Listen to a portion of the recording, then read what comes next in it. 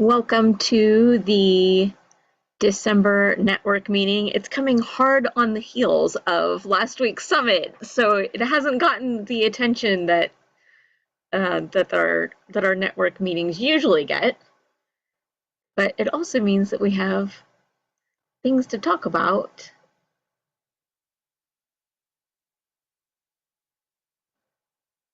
I'm gonna go on to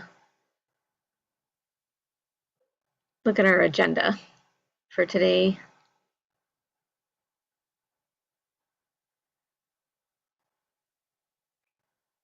So this is actually the first network meeting since since the conclusion of the Farm to School Challenge. So we're going to review some of that.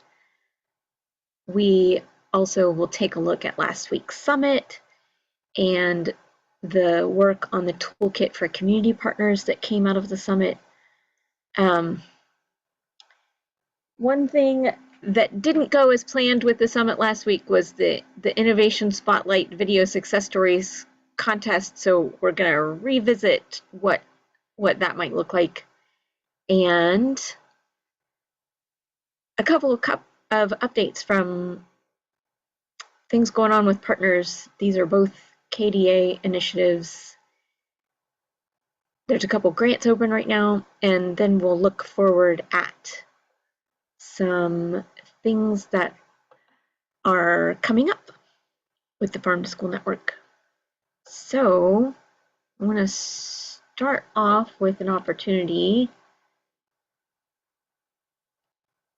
for, if you would, put in the chat your name, your organization, your role in Farm to School, and if you have a favorite winter farm to table food that you are enjoying or looking forward to enjoying.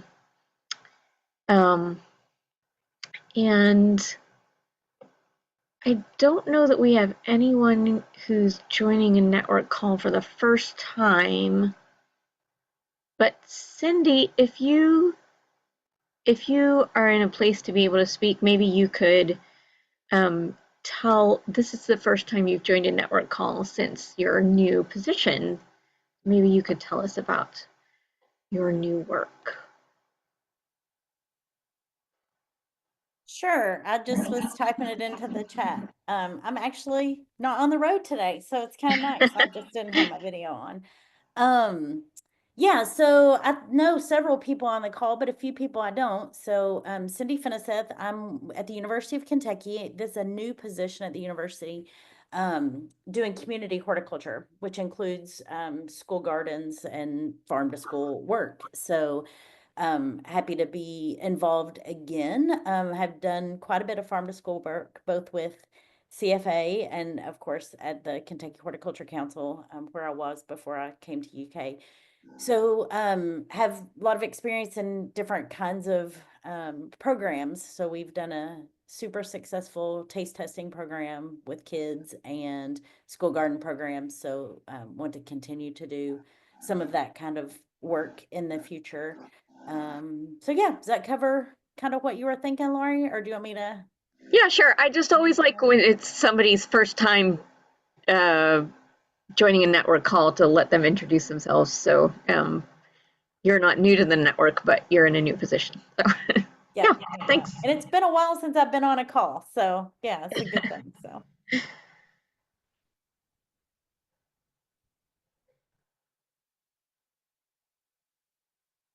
So I see we got squash, sweet potatoes, parsnips. I want you all to come cook for me now. Moving right along.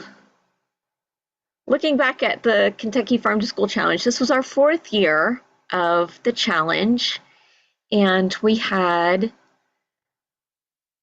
a record number of students and groups participating this year. From those who completed the challenge, we had 10,636 students across 55 classrooms and/or schools and/or homeschools that completed the challenge. and want to give another shout out to our prize sponsors: Kentucky Ag and Environment in the Classroom, Capstone Farms, Kentucky Farm Bureau, the Dairy Alliance Food Chain, Lewis Seed Company, and Manning Brothers were our prize sponsors this year. And the winners of those prizes were Estill County Middle School, Beaumont Middle School, that's in Fayette County, and LaRue County Middle School. It was a big year for middle schools this year. Um, and then our homeschool prize went to the Wise family in Knott County.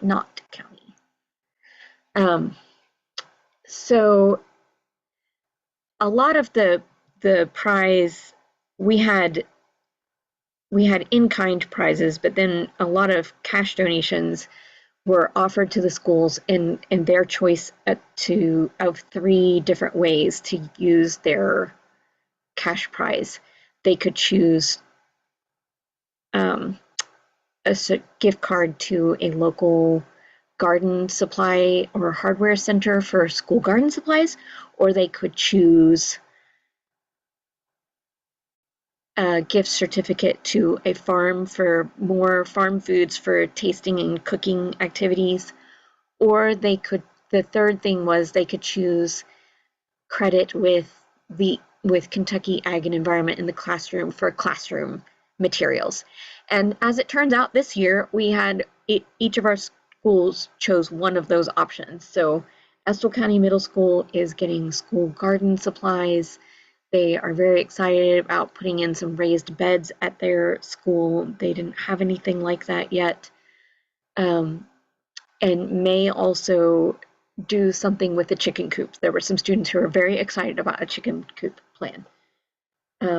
Beaumont Middle School chose to get classroom materials from Kentucky Ag and Environment in the Classroom, and LaRue County Middle School chose to get farm credit with um, Hinton's Orchard, and actually Jeremy Hinton's kid is in the 6th grade class that was part of this. So lots of connections there. I got Danny Danny Z with Hort Council went and made the prize presentation to LaRue County Middle School, and then I got to make prize presentations to Estill County and to Beaumont, and it was really fun to go talk with the kids. We talked about their favorite things to eat from the garden, and who they know who's a gardener, and who they know who's a farmer, and what kind of career plans they had. All of these were middle school ag classes. So lots of good up and coming students in those classes. Moving on, I want to talk a little bit about the Farm to School Summit, and I think everybody on this call today was there for at least part of it. So hopefully you'll have some things to say too. But an overview, we had 29 sessions. People shared lots of photos. Hopefully you've got to see those photos. Lots of community discussion through the Hoover app, and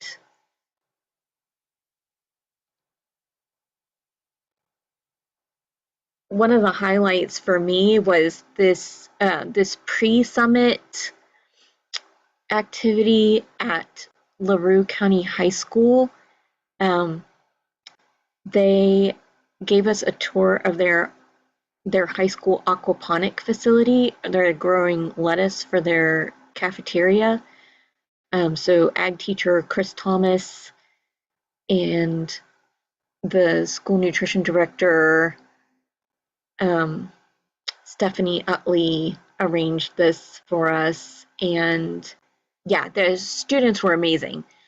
Anybody who was on that tour want to talk a little bit about the tour or the students?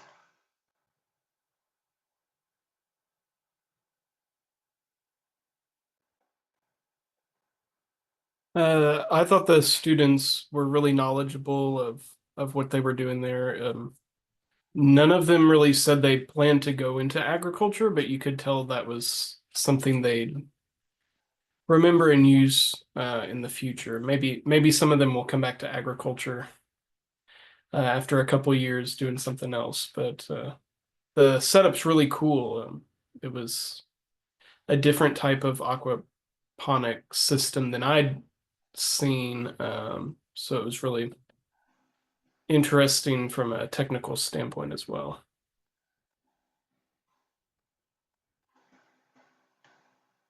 One of the things that I loved about it was the students all talked about how this was their favorite class, even though they talked about how hard of work it is and how they have to like clean up fish poop and do stinky jobs. It was hard work, but they also said that it was fun. Um, so I think that says a lot about hands-on agriculture education and the value of it.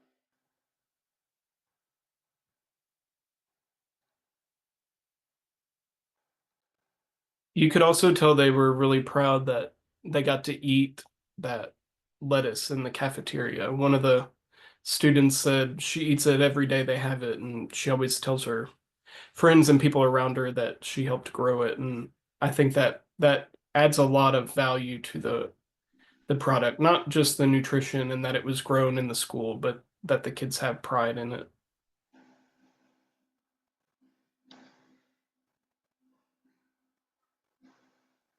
So that was before the summit even got started. That was on Tuesday. And then um, I wanted to announce we didn't get to do this at the end of the summit because we kind of fell apart at the end of the day. But I have two winners to announce. Each of these winners of a contest is going to get a $25 gift card for our leaderboard that was like where people could get points for all different kinds of engagement on the Hoover app. It will be Stacy Carmody from Spencer County School Nutrition. And then for the photo contest, that'll go so all the attendees could upload photos that they took, and the one that got the most likes was a photo of the lettuce from the tour, and that will go to Billy Anthony from Elizabethtown Independent. Anybody want to say anything else about the summit? Lori, I'll just echo what Sandy had said in chat as far as your and Dakota's work on this and just a great job pulling it off. Unfortunately, I was only there for the luncheon, but it was the tastiest part of the day. I thought I thought her presentation was spot on with connecting with the audience and kind of bringing different groups together. And I mean, to me, I will just say, like, I fell in love with the, I think you pronounced it, the Hoover app, however you pronounce it. I mean, I thought it did a great job of really encouraging that community. And even though, like, I wasn't there, I felt at different points and times like I would get notified to check in for different things that were going on. But then also, it seemed like it was easy to stream content like during lunch, like I was able to see the photos that were getting submitted. So I thought it did a really good job of kind of bringing all the different pieces together and again making me feel like I was a part of the whole day and even beyond that single day of the summit. Well, thank you, Alan. Also, we've got a couple of our sponsors here with us today. Dairy Alliance was a sponsor of our lunch, and also Kentucky Proud was a lunch sponsor. So it's great to have continuing support from you all.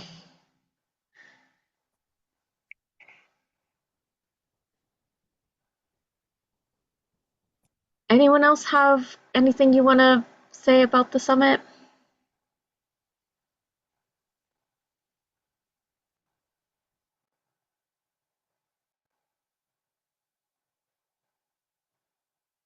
Overall, the feedback that we've gotten has been really good. I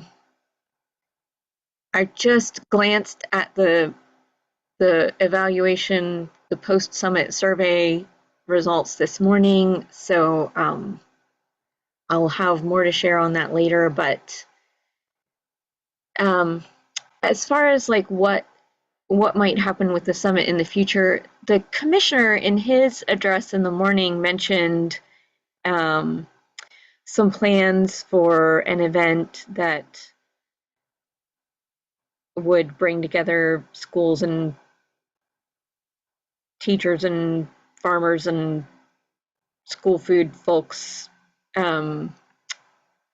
So we'll have to all stay in touch with each other about what our plans are. But I have a little bit more information if 100%. Yeah. you want.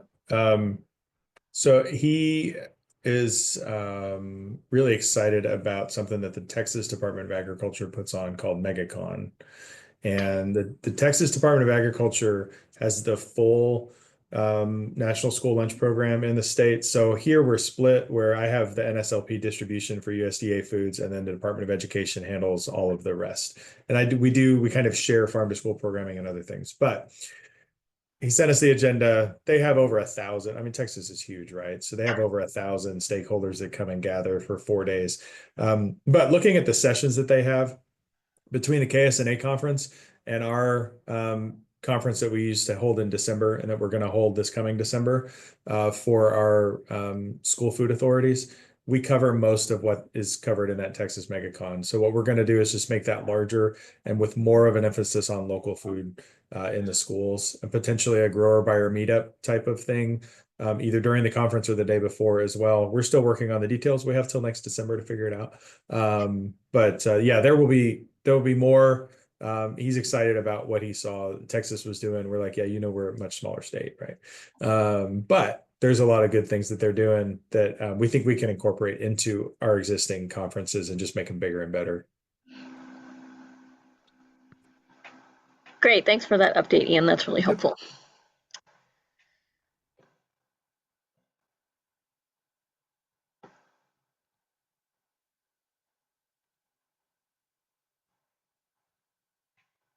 One thing that happened at the summit in the afternoon was a work session on creating a toolkit for community partners.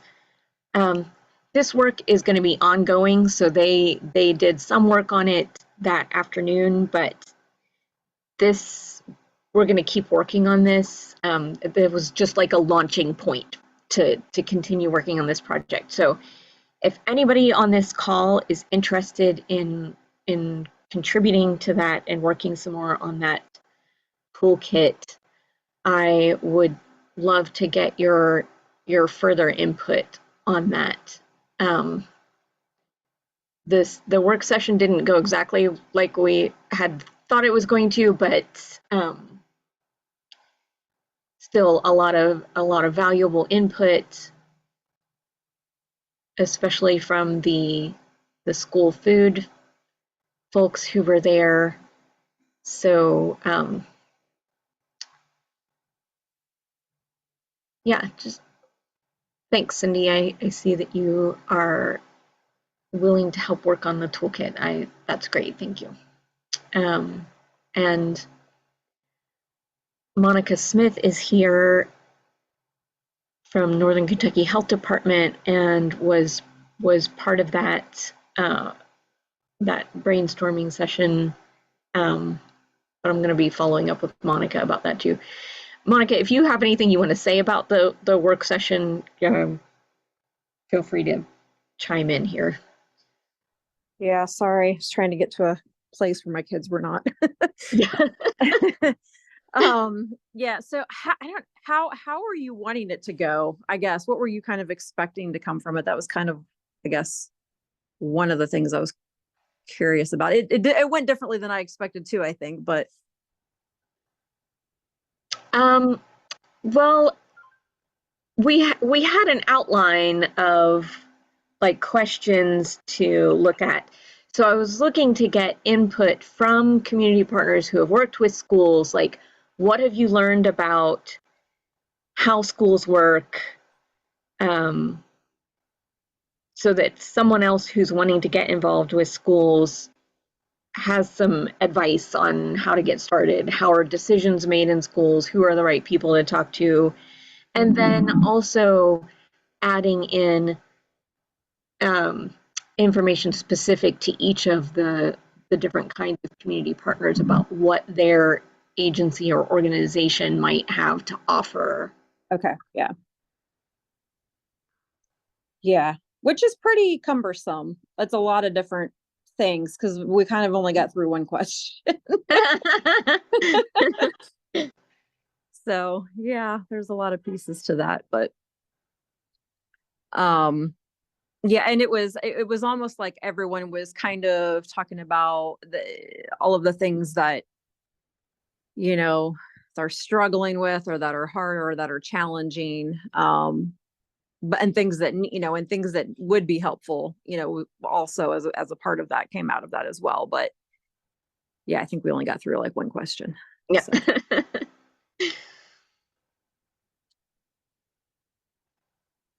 So it's a project we're going to keep working on. Yeah.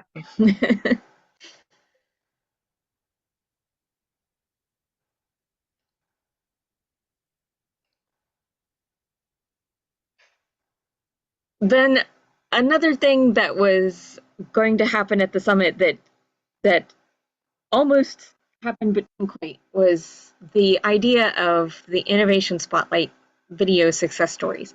So I did get one entry for the video contest, but one entry doesn't make a very competitive contest. So, but I really love this idea, and I want to continue it. And so the sad face is that it didn't happen at the summit, but the happy face is that it's going to happen. I couldn't give it as much of my attention as I wanted to when getting all the other things ready for the summit too. But I'm gonna stop. I'm gonna get out of the slideshow here for a minute and take you to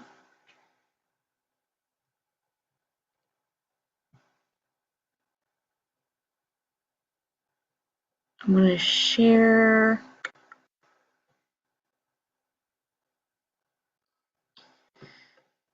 I put together a page on the network website about the Innovation Summit or the Innovation Spotlights, and I want you to see what it is.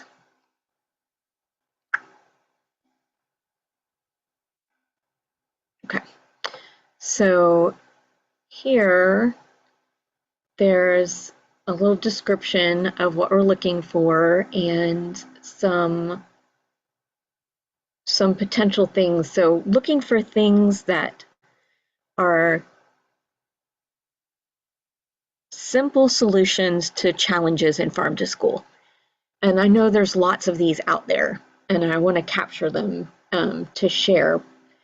So they could be tips for saving time and labor, or lessons that meet core curriculum requirements, unique partnerships, unusual cooking techniques, a clever fundraiser idea, cost savings, school garden tips and tricks, a classroom lesson that just really works well. Lots of other possibilities for these. And they don't have to be like fancy video production. Now, the one entry that we did get was really nice video production, but it doesn't have to be.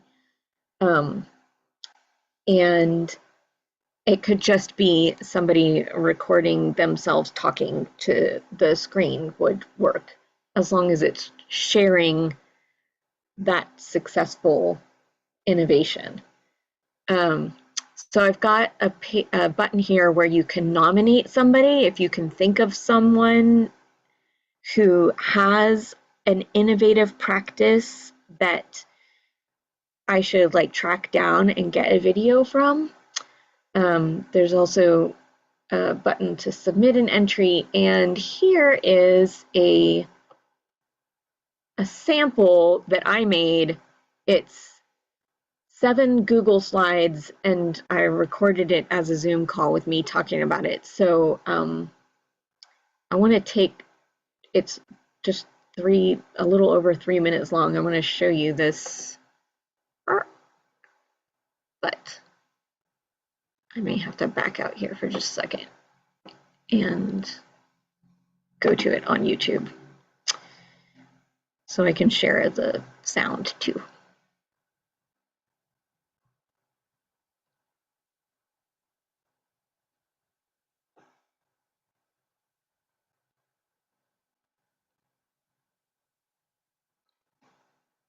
There we go, my very not fancy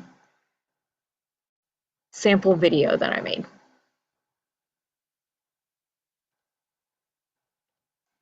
Hi, this is Laurie White with the Kentucky Farm to School Network to talk with you today about a simple method for collecting student feedback using dot charts. I do a lot of events in schools doing tastings, and sometimes I have a lot of people or only a very short amount of time in which to do the activity and get feedback. So in this case, the event that I was doing is a family engagement night for STEM activities, and so a lot of students and their families were coming by and were only at my table for a couple minutes, but I needed to get them to taste something and to explain to them what it was they were tasting and where it was grown and how it was grown, and to also get their feedback. So a lot of times I use a quick method called a dot chart, where I mark a page with several categories, and then the students who are tasting get a sticker to put on the chart in the category that best fits their description of their experience or preference. A lot of times I use this format of loved it, liked it, or not my favorite. But there are other options also. So on the left here with the purple, white, and orange sweet potatoes, they were just showing which one was their favorite. And then on the right was an event where I had a lot of possibilities for things to taste, and they were just putting a dot to show which ones they had tasted.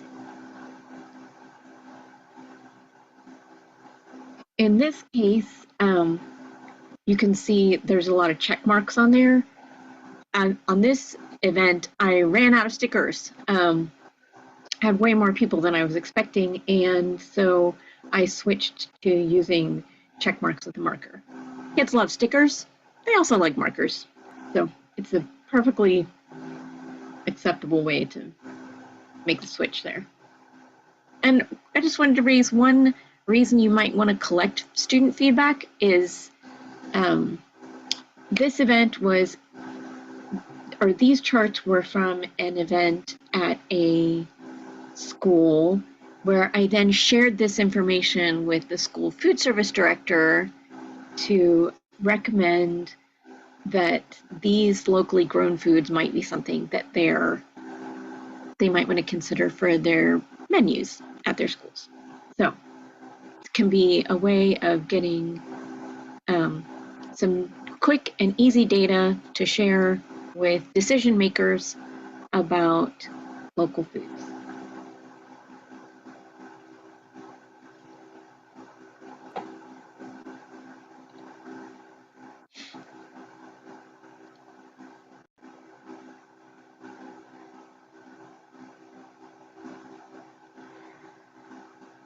So anyhow, I shared that because I would like to get you all brainstorming about what people I should be tracking down to get some of these video success stories from. And I am thinking that what I'll do is work with people to get that video content, and then maybe at our February network meeting, we'll show the videos and have a people's choice voting period. Anything come to top of mind that are innovative practices that you are like, oh, you should definitely get a video about this or that or from this person?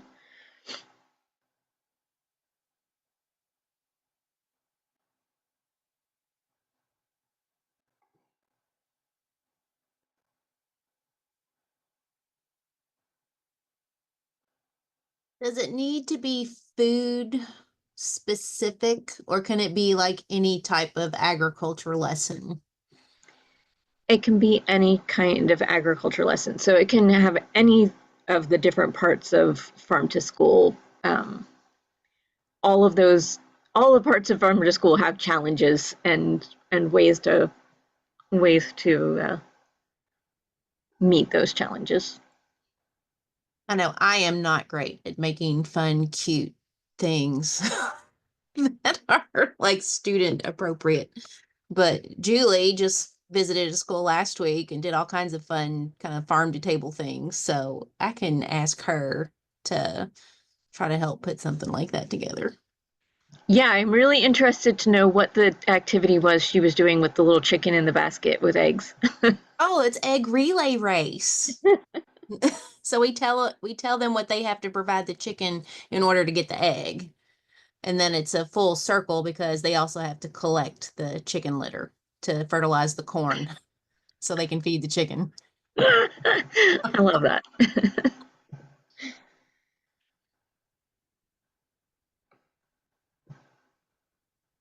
Any other thoughts? What I should be out tracking down stories from? I know one that I wanted to get that I didn't quite manage was farmer Michelle Howell and Nathan Howell. Michelle gave our keynote speech at the summit. They do some really unique things on their farm. They do a farmer's choice program where they have an arrangement with their food service directors that they sell to, that every so often what they send is just whatever the farmer chooses to send, rather than being a specific product that gets ordered. So would love to hear about that. Chris Miner from Mercer County Schools was telling me about how he started out purchasing from his farmer's market, and I'm really interested to get with him and capture the story of how he transitioned from making connections at the farmer's market to establishing more long-term connections with farmers that are now supplying. He's now spending $30,000 to $40,000 a month on local products for Mercer County Schools. So there's a couple examples of things I want to get in there.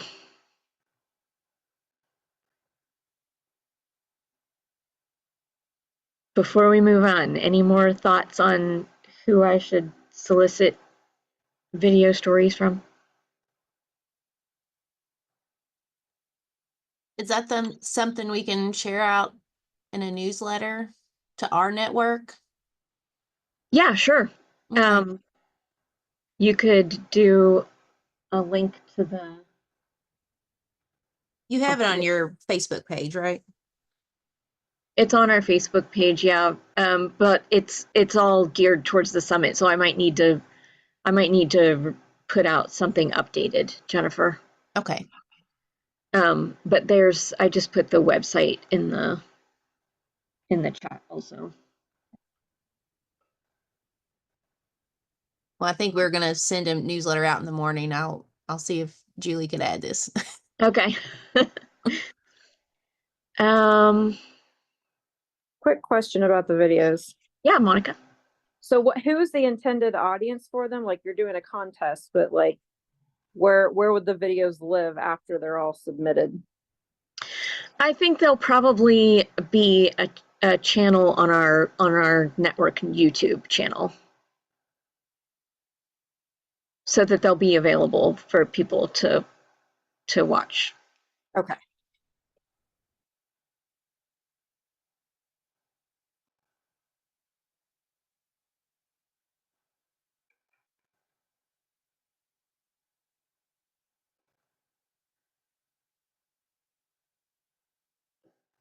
Okay. Jumping back to our meeting agenda.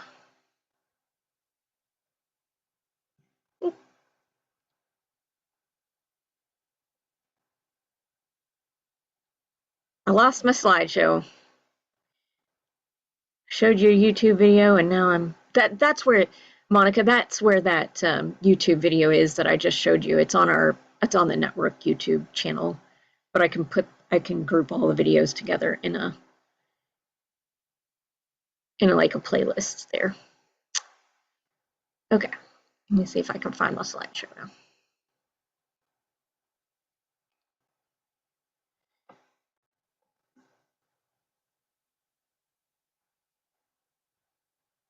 So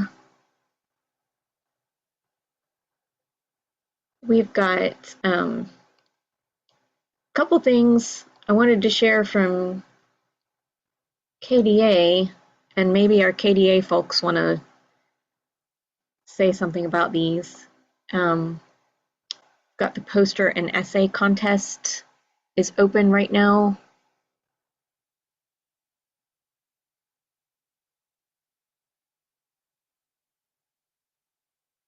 I know about that because we sponsor it. We make all the awards. So any student, and it doesn't matter if they're homeschooled, traditional school, a parent can submit something. So even if they don't do it in school, they could do it at home. Any kind of youth group can submit entries, but there is a $100 award for every grade for an essay and a $100 award for every grade for a poster. And there's a digital entry as well, but that's just one award on that.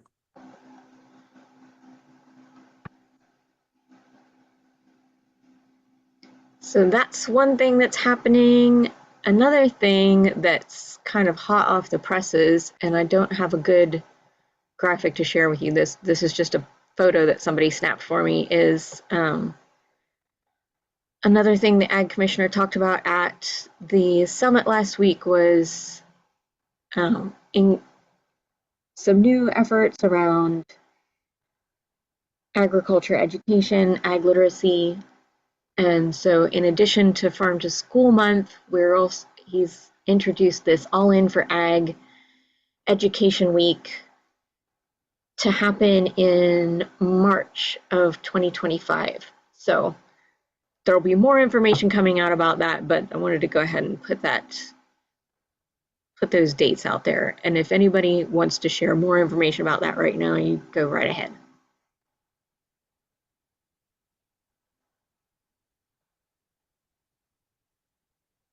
I know Bethany Mattingly with KDA has been working on this. So originally, they wanted to encourage all schools, all grades to send their kids to a farm during that week. Of course, you can imagine logistically, because of weather and availability and things, that's a lot. And a lot of schools already do things in the fall, just like, the farm to school month. So they've kind of let this be a pilot the March week, where if you do anything, of course, Farm Bureau has had a long tradition of having their counties go and read the book of the year, that's suggested by the American Farm Bureau Foundation for Agriculture. So, that's something that's done. A lot of counties do a lot of different things. But I think after this pilot, they would probably want to also encourage, something during the fall too, if that makes more sense for the school. So I think this is just a pilot project, see how it goes. But I think the great thing about it is that they've got buy-in from the Department of Education, which that's been really hard to do in years past.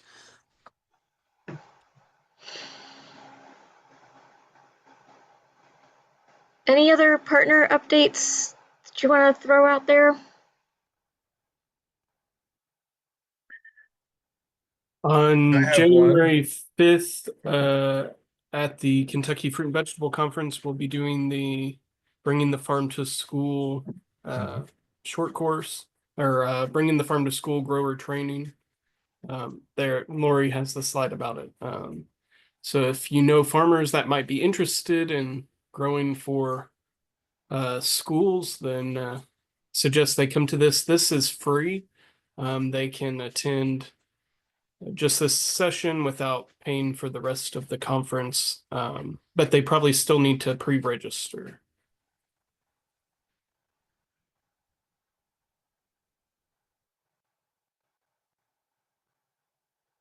Yeah, was there another partner update out there? Yeah, and I just saw a question in the chat from Cindy as well. We received the USDA announcements of the LFS and the LFPA grants today, about 2 hours ago. Yeah. So still digesting. Read through the document once. It funds will not be awarded until states with existing LFS grants have expended the current LFS grant funds. And so we'll continue 2025 as already in execution. So, and they are not extending existing LFS agreements with the new funds. And so I can't just add funds and just continue. So, it is a new cooperative agreement with USDA. In addition to that, what they've done is they've added childcare institutions. So there is a funding allocated to Kentucky for schools. It's 7.376 million for 3 years. So we got 3.2 million for 2 years the first time. Now we're getting 7.4 million essentially for 3 years. And then they've allocated 2.8 million to childcare institutions.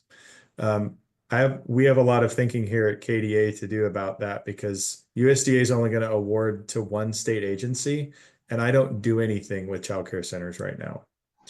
And so that is a significant administrative burden that we're going to have to consider. So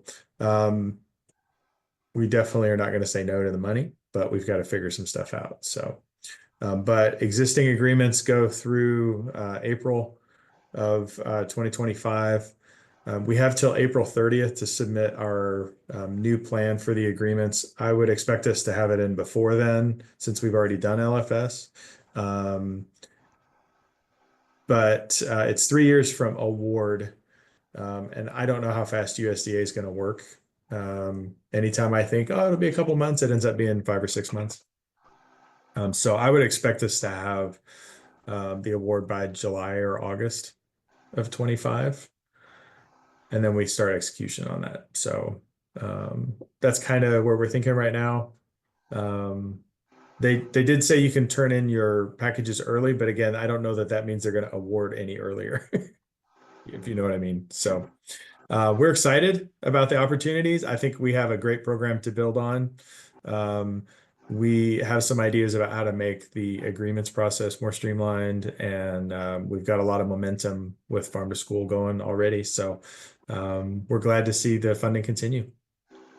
Any questions?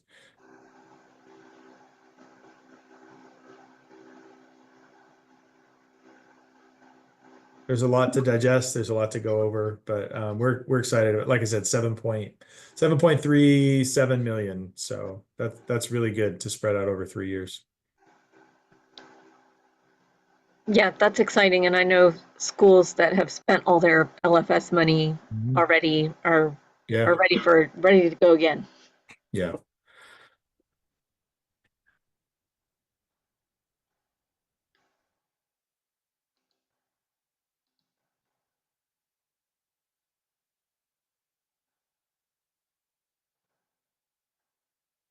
So just wanted to highlight a couple things that are open right now. USDA Farm to School grants are open until January 10th. Couple different tracks there for USDA. And then youth garden grants are due this Friday. And we'll see if I can put the link in the chat. So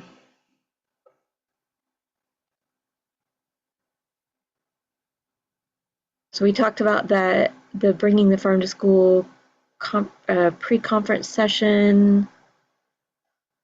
So if you know some farmers who are interested in selling to schools or have dabbled in it a little bit, but could use some more solid planning, that's happening in January. Things that are coming up. We're doing another round of school garden mini grants, and we were releasing the application about this time last year. A little behind on that because of all that was going on with the summit.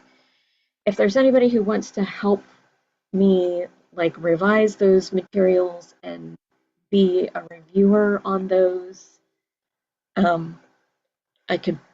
we could put together a small working group to put out the information about applications and review and make those awards.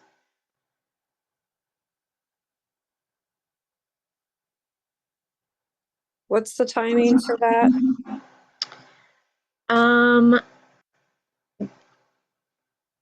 The timing is to take applications in the winter and be able to issue funds, make the awards in early spring.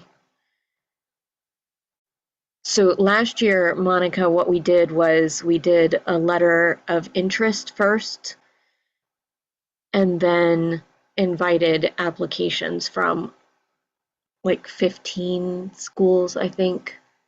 Okay, yeah, I think I remember that.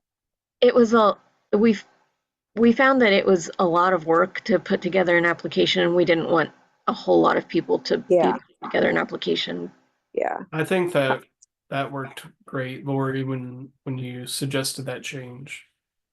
It led the people that were really serious about it to actually submit.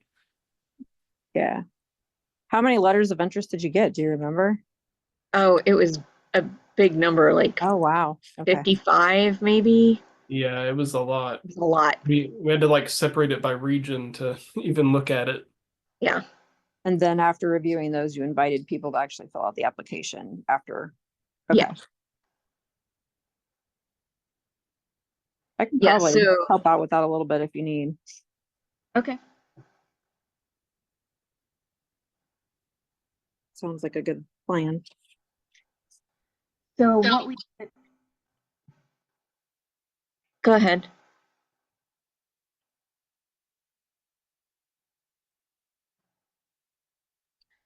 I wasn't Dakota's talking. okay. I thought somebody else was chiming in there. So Dakota's reminding me that, just so you know the process, we invited letters of interest and then divided them up by extension regions, and invited a certain number from each of the extension regions to put in a full application. So we tried to have some geographic distribution in that way.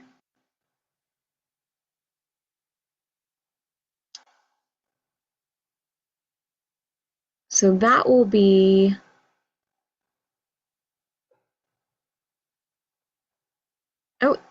interesting, Jennifer. I'm gonna have to check that out. So next we've got, I've been talking about this for a month and it keeps getting put on the back burner, but after the school garden mini grants, the next thing that's going to happen is this local coordinator cost share. So you can be watching for more information to come out about that. And yeah, so our next network meeting will be Tuesday, February 11th, same time. In the meantime, there's some opportunities to get involved in network stuff, to help with the school garden mini grants, to work on the community partner toolkit, or to send some farmers to our workshop in January at the Fruit and Vegetable Conference.